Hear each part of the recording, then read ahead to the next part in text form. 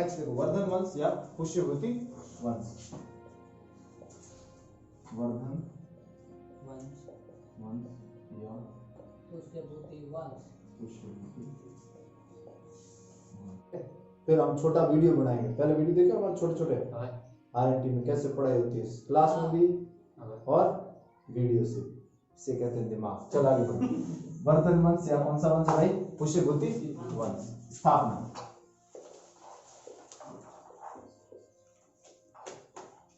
कौन सी ईस्वी में हुई?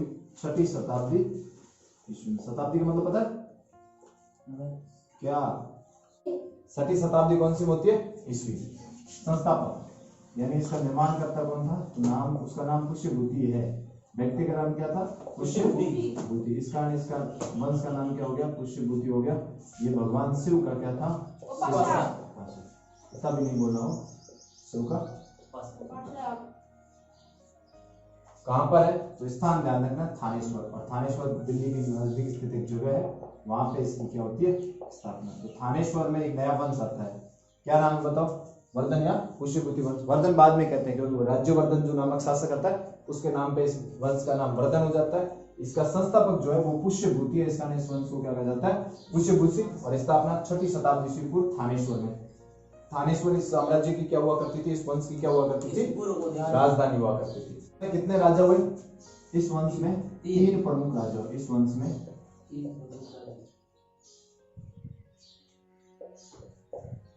वंश में 3 प्रमुख शासक।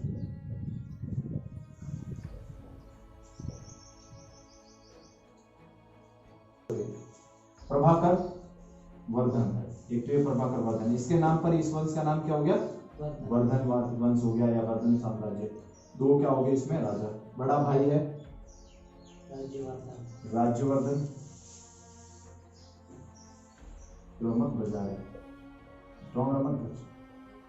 राज्यवर्धन। दूसरा कौन है आपका? हर्षवर्धन। हर्षवर्धन का नाम याद रखना, ये इंपोर्टेंट शासक है। पूरा वंश में एक ही इंपोर्टेंट शासक हुआ और वो कौन था? हर्षवर्धन था। इनकी एक बहन भी थी, नाम लिखना चाहो याद रख लेना, राजश्री। क्या नाम था उसका? राजश्री। ये दोनों की बहन थी। तो ये है आपका पिता, और इस पिता के कितने पुत्र हैं? 2 पुत्र हैं। एक है राज्यवर्धन और एक क्या है? हर्षवर्धन। और इनकी एक बहन है, इन दोनों की एक बहन है, और बहन का नाम क्या है आपके? राजश्री। यानी बहन ने लिखा, अपन का पुत्र लिखा, तो इसको क्या कर देते हैं? पुत्री कर देता है। चलो, ये 3 महत्वपूर्ण शासक हुए। प्रभाकर वर्धन शासक हुआ, तब इसकी राजधानी क्या हुआ करती थी? इसकी राजधानी क्या हुआ करती थी? थानेश्वर हुआ करती थी। अब देखो आगे इसके बारे में, राज्यवर्धन के बारे में बात करते हैं।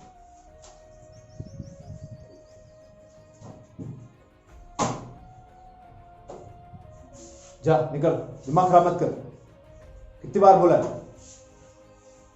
पसंद नहीं, मैं जब लिख रहा होता तो नहीं करेगा, मना करते, मजा मजा होता है, ठीक है? बार करने की जरूरत है, आना मत कल से। तो मम्मी पापा माटी भेजते हैं, हमें कोई जरूरत नहीं। राज्यवर्धन शासक का नाम क्या है? राज्यवर्धन। अब देखो 606 ईस्वी में, कब? 606 ईस्वी में क्या होता है? बंगाल का शासक है। बंगाल एक जगह है जिसको वर्तमान पश्चिम बंगाल कहते हैं। पहले ये बंगाल जो था, पश्चिम बंगाल और बांग्लादेश दोनों से मिलकर के बंगाल कहलाता था। बंगाल के गौड़ वंश, कौन सा वंश है? गौड़ वंश के शासक थे, के शासक, जिसका नाम है शशांक। क्या नाम है? शशांक द्वारा इसकी हत्या कर दी गई, द्वारा हत्या की गई। इसकी जो कोई खास बातें नहीं कर पाए तब तक इसकी जो, जैसे ये राज्य संभालता है तो गौड़ वंश का शासक का वंश का याद रखना है, गौड़ वंश। राजा का नाम क्या है? शशांक द्वारा किसकी हत्या कर दी गई? राज्यवर्धन की हत्या कर दी। और जब राज्यवर्धन की हत्या होती कब होती है? 606 ईस्वी में। और इसकी जो बहन है इसको भी क्या कर देता है? विधवा कर देता है, और ये पागल होकर के जंगलों में चली जाती है। और उसके बाद में शासक कौन बनता है? हर्षवर्धन बनता है। तो इसका नाम याद रखोगे। आपका अगला जो महत्वपूर्ण, इसी की पूरी कहानी इसी के ऊपर है, हर्षवर्धन। 606 से लेकर 645 ईस्वी तक क्या रहता है? ये शासक रहता है। अब इसका नाम याद रखना, उतार दो जल्दी।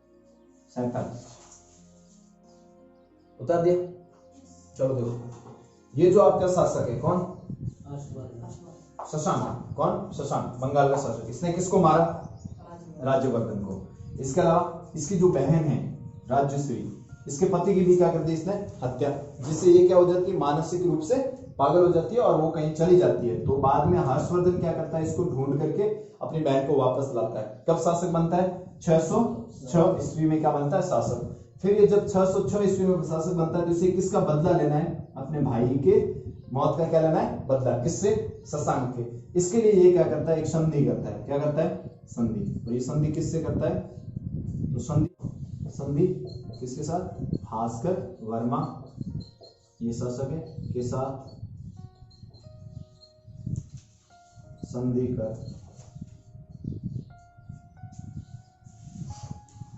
कर, किसको हराया, शशांक को। ये बात है, शशांक कौन है, जिसने इसके भाई और बहन के पति की क्या की थी, हत्या। तो यहाँ व्यक्ति का नाम याद, भास्कर वर्मा के साथ ये क्या करता है, संधि। यहाँ पर एक अभिलेख का नाम याद रखना, जिसका नाम है एरन का अभिलेख। कौन सा अभिलेख, एरन का अभिलेख। जो एरन अभिलेख है, ये दक्षिण भारत में एक शासक हुआ करता था, चालुक्य नरेश। क्या नाम है, चालुक्य नरेश। नरेश मतलब क्या होता है, राजा। चालुक्य नरेश, क्या नाम है, पुलकेशिन सेकंड से 620 ईस्वी में, कौन सी ईस्वी में, 620 ईस्वी में कौन हार जाता है, हर्षवर्धन हारता है। यहाँ पे एक ध्यान रखना है, कौन हारता है, हर्षवर्धन हारा।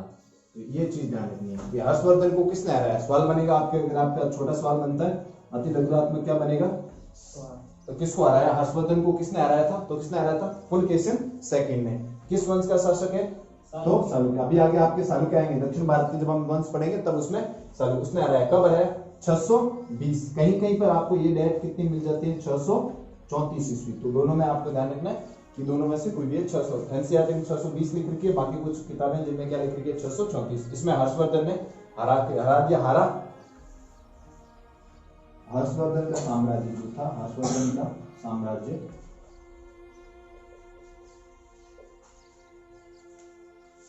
कौन सी नदी, नर्मदा नदी तक क्या हो गया, सीमित हो गया। कारण क्या है, नर्मदा नदी से आगे जाओगे तो क्या आता है, दक्षिण भारत आता है। लेकिन जब पुलकेशिन ने हरा दिया इसको तो क्या नहीं, आगे नहीं जा पाया। अभिलेख का नाम याद रखना, क्या नाम है, एरन का अभिलेख।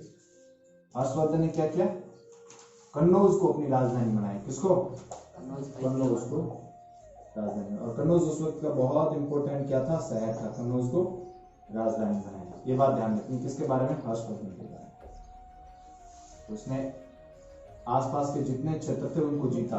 यानी इसका भले ही नर्मदा नदी तक सीमित हो गया हो, लेकिन कहां से, हिमालय से नर्मदा नदी तक। उत्तर में कहां तक था इसका, हिमालय से कहां तक लेकर, नर्मदा नदी तक। इसका अलावा अगर पूर्व में बात करें तो पूर्व में इसका एक जगह गुंजाम, कौन सी जगह है, गुंजाम से पश्चिम के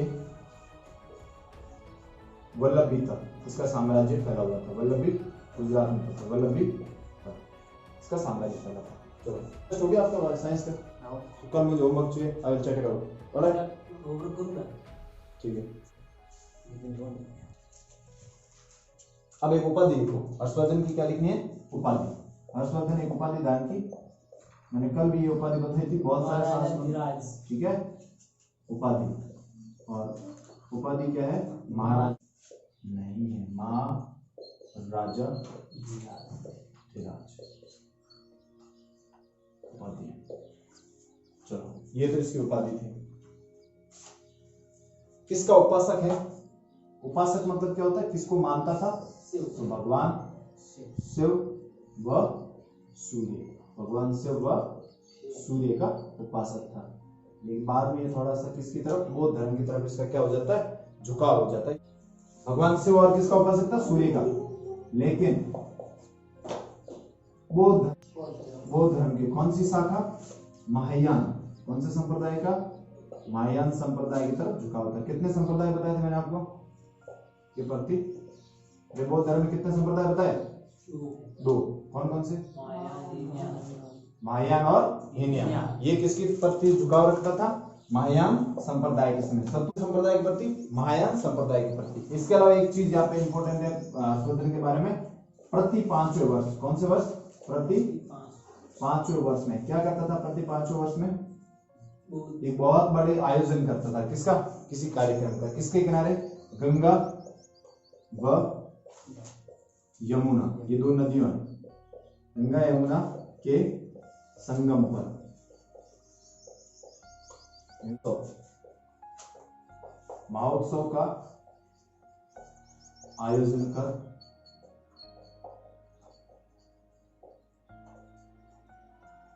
दान देता था। क्या देता था? दान। कितने साल में, ध्यान रखना है, तो प्रति 5 वर्ष में ऐसा एक कार्य किया करता था। और ऐसा एक महोत्सव चल रहा था। उसी महोत्सव में कौन आ जाता है? चीनी यात्री वेनसांग। कौन आता है? ठीक है, चीनी यात्री वेनसांग। जो वेनसांग है ये आता है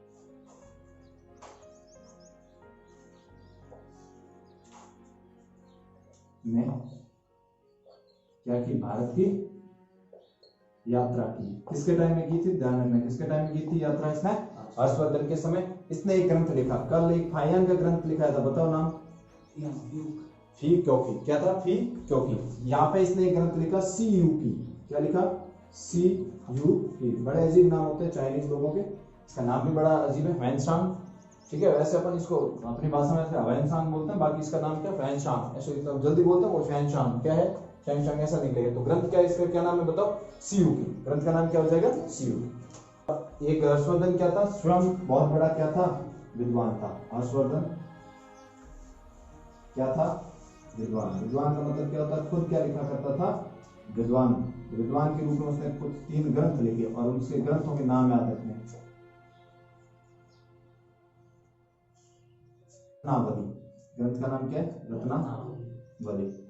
एक इसने ग्रंथ लिखा नागानंद, और एक ग्रंथ इसने क्या लिखा? प्रिय दर्शिका। तो टोटल इसके कितने ग्रंथ हुए? 3 ग्रंथ स्वयं लिखे थे। ये ग्रंथ आपको कई बार पूछे जा सकते हैं एग्जाम में। एक पिछले साल 10वीं में शायद पूछा गया था कि हर्षवर्धन द्वारा रचित क्या है? अक्षय क्या है? मूड खराब मत करो, अच्छे से पढ़ा मत, खराब करो। हर्षवर्धन विद्वान ग्रंथ 3 लिखे, रत्नावली, नागानंद, और तीसरा कौन सा ग्रंथ है? प्रियदर्शिका। तीनों के तीनों किसके द्वारा लिखे गए? हर्षवर्धन के द्वारा। अब एक व्यक्ति यहाँ पे याद रखोगे, बाणभट्ट। क्या नाम है? बाणभट्ट। और बाणभट्ट एक ग्रंथ लिखता है जिसका नाम क्या है? हर्षचरित। क्या है? हर्षचरित। क्या था? दरबारी लेखक। किसका दरबारी लेखक है? हर्षवर्धन का दरबारी लेखक है जिसका नाम बाणभट्ट है। और ये ग्रंथ लिखता है जिसका नाम क्या है? हर्षचरित। 3 तो इसने खुद लिखे, एक इसने लिखा है बाणभट्ट ने जिसका नाम क्या है? हर्षचरित। बाणभट्ट का हर्षचरित, व एक और नाम लिख सकते हो कादंबरी। क्या नाम है? कादंबरी। ये 2 ग्रंथ हैं किसके? बाणभट्ट के। तीनों जो आपके हैं, तीनों के तीनों क्या है? नाटक है। कौन? प्रियदर्शिका, नागानंद और रत्नावली। अन्य जो लेखक है उनके नाम लिख दीजिए यहाँ पे। एक लेखक तो कौन है इसके काल में? बाणभट्ट। एक लेखक कौन है इसके काल में? वेनसांग। वेनसांग चीनी यात्री फिर भी आया, उसने भी एक ग्रंथ लिखा। कौन सा लिखा? CUP। बाणभट्ट आया, कौन सा ग्रंथ लिखा? 2, हर्षचरित और कादंबरी। अन्य लोग भी थे यहाँ पे, उनके नाम भी आप लिख दो। क्या नाम है? मयूर, सुबंधु, मातंग। ये लोगों के नाम है, ठीक है, राइटर्स के नाम है। मयूर, सुबंधु, मातंग, दिवाकर व ईशान। ये नाम है। चलो, ये है आपका वर्धन साम्राज्य। मातंग। अब देखिए ये शासक है अंतिम। अब क्या होता है यहाँ पे? हर्षवर्धन निसंतान था। हर्षवर्धन क्या था? निसंतान। निसंतान मतलब पता है? जिसके कोई संतान, निसंतान था। अतः वर्धन साम्राज्य क्या हो गया भाई? समाप्त। वर्धन साम्राज्य समाप्त।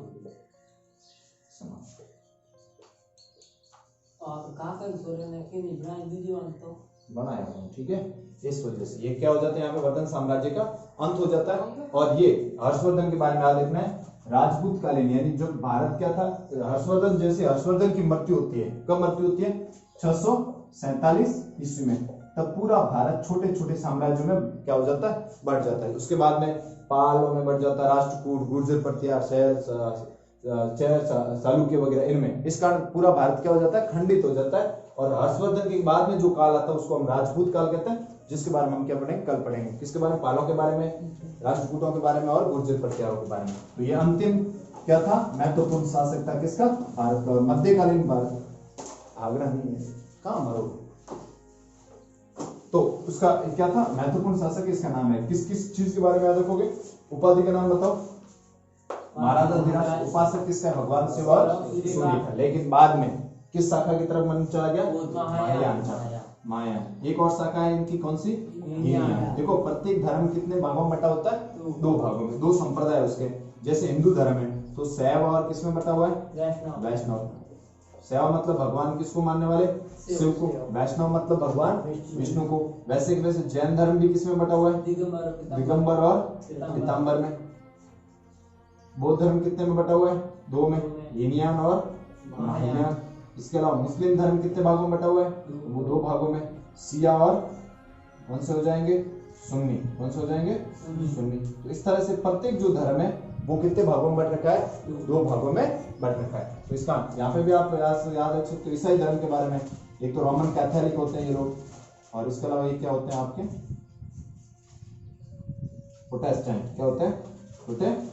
तो इस तरह से प्रत्येक धर्म दो भागों में बटा है, ये नाम याद रखना है। तो ये हर्षवर्धन की कहानी थी। इसमें प्रति 5 वर्ष ये आयोजन करता था। आयोजन का उद्देश्य क्या था, ब्राह्मणों को, गरीबों को क्या देना, दान देना। कौन सी नदी के किनारे, गंगा और यमुना। एक छठा जो कार्यक्रम हुआ था, यानी इस प्रकार का छठा जो आयोजन हुआ था, छठे आयोजन में कौन आया था, वैनसांग। कहाँ का था, चीन का यात्री था, भारत की यात्रा करता है। यहाँ तक कि ये नालंदा विश्वविद्यालय में भी जाता है और ग्रंथ लिखा है इसने। क्या ग्रंथ है, शीलू, ये याद रखना है। और इसके दरबार में भी काम किया था। किसके दरबार में, हर्षवर्धन के दरबार में।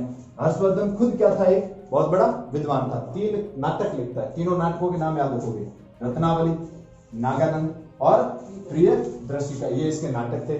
बाणभट्ट किसने लिखी, बाणभट्ट ने कौन सी किताब लिखी, एक किताब लिखी हर्षचरित। हर्ष यानी हर्षवर्धन की बात हो रही है, हर्ष मतलब हर्षवर्धन, चरित मतलब उसके चरित्र की बात हो रही है। यानी इसमें किसका वर्णन है, हर्षवर्धन के जीवन का वर्णन है। किसके अंदर, हर्षचरित में। इसके अलावा इसने एक और ग्रंथ लिखा जिसका नाम क्या है, कादम्बरी। इसका भी लेखक कौन है, बाणभट्ट है। अन्य लेखक थे इसमें मयूर, Subandhu, Matang, Diwakar, Ishan.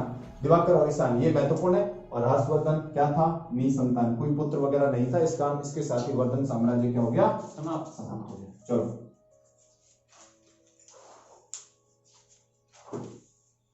subscribe our YouTube channel for another updates.